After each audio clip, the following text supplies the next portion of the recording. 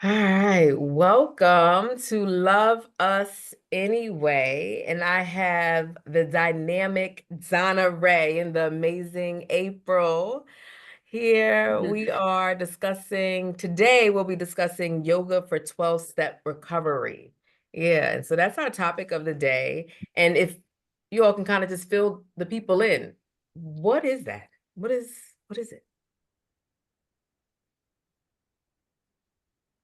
I can go, and then Donna, if you want to go as well. For me, yoga for 12-step recovery at its essence is combining the body-centered mind-body connection of yoga and those practices with the 12-step programming.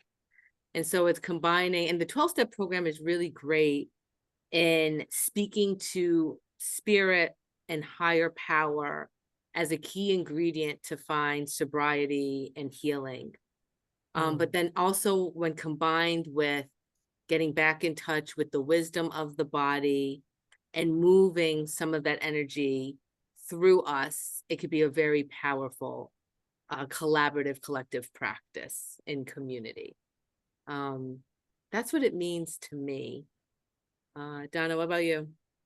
Um, I'll just put an asterisk next to everything you said just to emphasize it because um, to me it's the best part of movement, of meditation or mindfulness with an intention in a community setting for, um, I'm going to say, just relief. And it has been powerful for me because maybe during the day I do a lot of sitting for my job. So then to go to say a meeting and then sit longer, I'm I can feel my nervous system wanting to move. And so that's a combination of all of those modalities with the anticipated results of relief. Mm, okay. Mm. And so I hear you both say the sense of relief, recovery, release, re-energize, all of the R's and some movement, Mhm. right? So how did you both come to learn or get into this practice?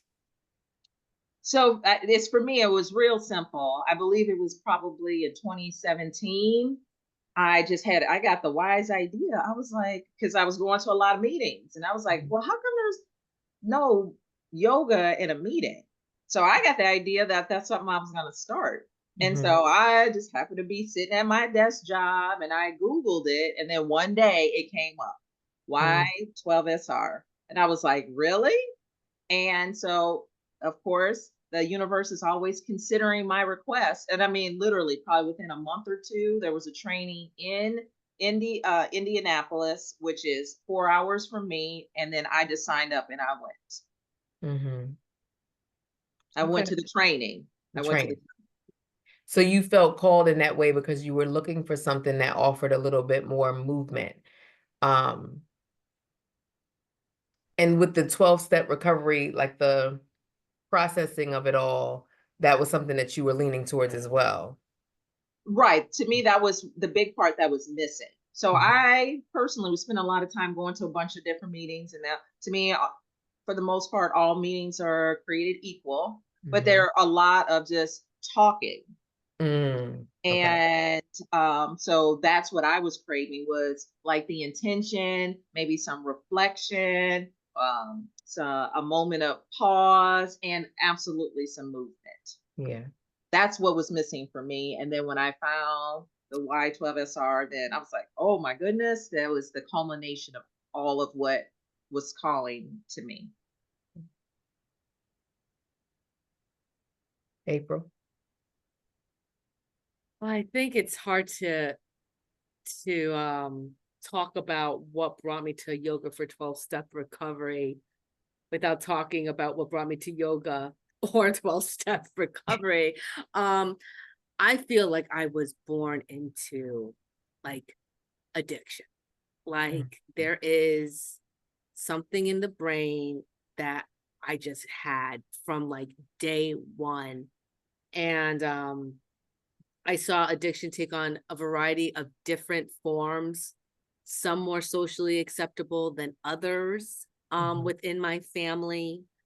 Um, and I've always had that addictive gene that was kind of like a whack-a-mole game.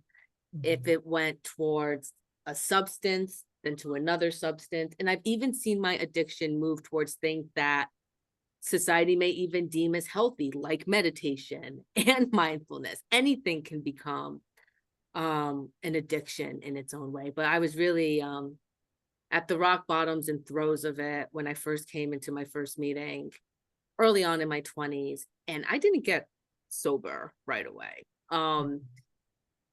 Yeah, I remember I found it really comforting to be in community with folks who were healing from addiction, and everyone was like on equal playing fields. There were no experts, Yeah. which I thought was really sweet. Also financially sustainable, because a lot of times recovery from addiction is meant for the privileged financially, and not everyone can afford it. So I was very much drawn to how accessible it was financially. And then I always felt like there was a vibe in the meetings of, even though it was very discussion based, there were things happening in people's bodies, mine included, that made having those type of courageous conversations difficult to have. And so when combining that with yoga, at first they were separate for some time. And then I took this training off the mat and into the world. And part of that was learning how to connect your yoga into social justice. And I was still new into my addiction recovery. So I was like, well, I don't know if I can be doing that because I'm not recovered enough yet. And I remember someone saying in the training, like, that's why you should do it. And so here we are. Yeah. I feel like they said that because that was a noticing that you had. You noticed that, yeah, I don't know that I'm ready for this thing, or I should be the one leading this. I'm like, that's exactly why, because you notice that's exactly what it is, and you can support somebody else in this way. I love that. So tell me more about the structure of the meetings. Like if you give me like a snippet of what would someone expect in a yoga for 12-step recovery space. So being a leader, I have the flexibility to be creative, but I think there are some core elements in a meeting, right? And they can happen in any order depending on who's showing up, right? So there's going to be an intention, or maybe a affirmation, or some kind of reading to kind of set the stage for the day, for that meeting. So a moment of mindfulness or a meditation practice, absolutely some movement that's accessible to the people in the room, and then some reflection or some sharing time. So people can go around the circle and speak to the intention or what the reading was, or something else that's on their heart. And then we would close out with like a reminder. And then depending on what affiliation that brings you to the recovery space, right? Take it one day at a time, or keep coming back. It works if you work it, right? Or put me in the places with the people that you want me to be with the challenges and the joys of my life, right? So some kind of way to kind of close the circle. So in my experience, all of those pieces are there, and mix and match. Thank you for sharing that. April, did you want to add, or is that like, yep? Yeah, that resonates with me. And I think that even though that there is a format somewhat to the meetings, they are kind of responsive and fluid depending on the vibe of the group. It's not like, and that's kind of like a yoga class, like you are responsive to the vibes of the folks who are there. And so sometimes you may want to start with some movement if you feel that energy at a certain place, or sometimes you close with it. And so it's like this co-created type of format. And it's very responsive to just whatever is alive in the moment. Okay. Yeah. And so speaking of format, what would that look like for Facts Wellness and Retreat Center? If there was an offering, whether or not in person or virtual, maybe what would that look like for y'all? Hmm. I've attended some meetings virtually, especially in the heart of the pandemic, and it was pretty much the same thing, like what Mhm. April and I described. It's just like any other virtual opportunity to build community Mhm. on a certain day at a certain time. We Okay. still make the same um, requests of people, and Yeah. yeah. Okay. And with these spaces, do you both feel like, or have you noticed that, or what comes up with the way that the space is held? Is it powerful? Is there empowerment? Like, what are the feelings and all that arise with holding this type of space? I feel authenticity is really important. Mhm. What's beautiful about the 12-step program, at least to me, is that it's one of the only spaces that I've been in where folks don't have to sound pretty to participate, if that makes sense. Like, I've been in lots of healing spaces where folks have gotten real good at speaking to their deepest struggles in a way that sounds so good. It's Mm. so entertaining. It's so charismatic. You could tell there's like a clincher at the end of it. There's like all of that. But what I loved about the 12-step program is there's none of, like, I've heard some of like the messiest shares, like some of the most like boring types of share. And it's like, it's all welcome there. There is no like hierarchy of sharing. I think there's something really powerful to that in a collective space where you don't have to present a certain way to be part of it. I think what also is really powerful is it's a different type. What's great about the 12 steps is it's really is mindful listening. Folks are really taking in what you're sharing Mhm. without judgment. You can't even do cross talk or advice giving, which I think is great too, because Mm. many times we get used to speaking about certain things. And then there's an expert that emerges in the room that feels like they got to give advice to everybody. Mm. And that's not even allowed in 12-step programs. It's like you're just listening to people. But to order to be able to really listen, like the practices of noticing body, breath, and that really can allow you to show up in a more deeper type of way, which I think is really cool. Yeah.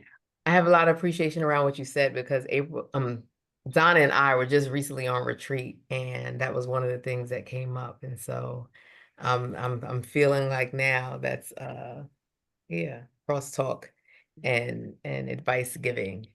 I guess I didn't lead with what I was talking about just now. I just started saying that this is was but yeah, crosstalk and advice giving. Yeah, there's something to that.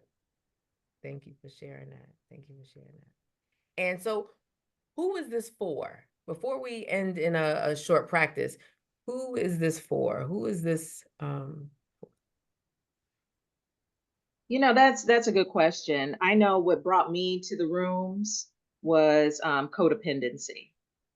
And once I saw or learned that that was really kind of the foundation for a lot of the other um, addictive trappings, um, and sometimes people don't think, oh, I'm not an addict. I don't need recovery. Like sometimes the language is puts people like in a certain mind a headspace. And so I really think I believe in the benefit of the collective, right? And so absolutely for people who are struggling, say with some of the main addictive behaviors, if that's television, social media, eating, drinking, drugging, right? And for people that I'm saying like codependency, Mhm. right? Or struggle with boundaries, right? Like we're all humans having a human experience and we can all benefit from being in community. Yeah. Thank you. Thank you. Thank both of y'all. I appreciate both of y'all for really describing the process and what it is, what it looks like and feels like for someone to want to join um, in that way. And Donna's gonna guide us in a short practice, but I know that April has to head out. That doesn't mean that we're ending this podcast or call. We have about 5 more minutes, but we love you, April. Thank you for sharing your experience Love y'all. in this Gotta head way. out. Thank Love y'all you. See you anyways. next Love you time. anyways. See you soon. Okay. Bye. Later. And for everybody else who's still tuning in, Donna, yeah, if you don't mind leading us or guiding us in a short practice. Yeah. Absolutely. That would be a pleasure. If you've been here with us, say, for the past 20 minutes, you might be craving a little bit of movement. So I'm going to try and describe it and demonstrate it. So for the people who are just listening versus the people who are listening and watching, come to be comfortable. So if that is seated or if you're standing. And then just lift your arms and kind of shake your hands. And there might be a little bit of a wiggle in your body or in your hips. Maybe you shake the arms up toward the sky and then back down a couple of times. Just feeling the movement in your arms. And when the hands come down, place them by your sides. I know you can't see me, but bounce your legs. And just gently, right? So just wiggle the legs up and down. If you're standing, maybe lift one leg at a time just to get some movement in the body. Get some energy flowing.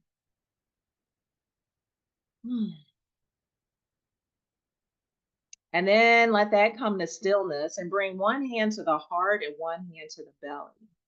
Perhaps your eyes are open or your eyes are closed.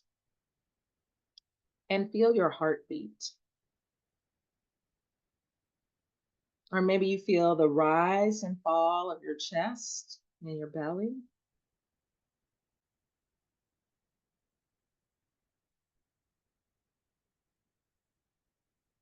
Coming into this embodied experience. So when your mind starts to think about what you did earlier or what you need to do later, just come back to feeling your body in this moment.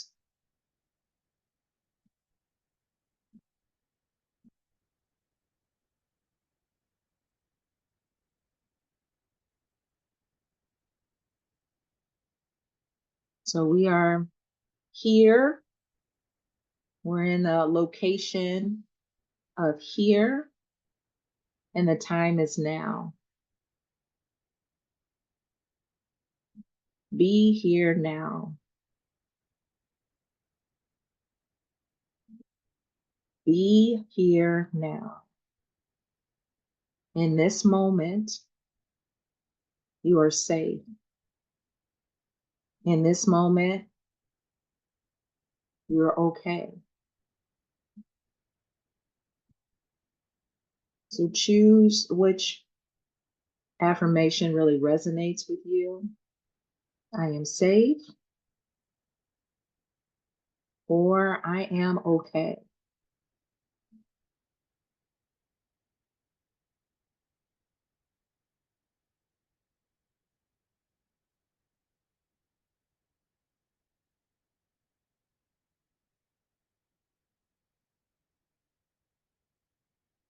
And as you're ready, open your eyes or lift your gaze. Come back to the screen or to the sound of my voice. Thank you for being part of this conversation about what yoga for 12-step recovery here with us. Love us anyway. We look forward to the next time that we're all together. Yeah. Thank you. And thank you. Until next time, lady y'all.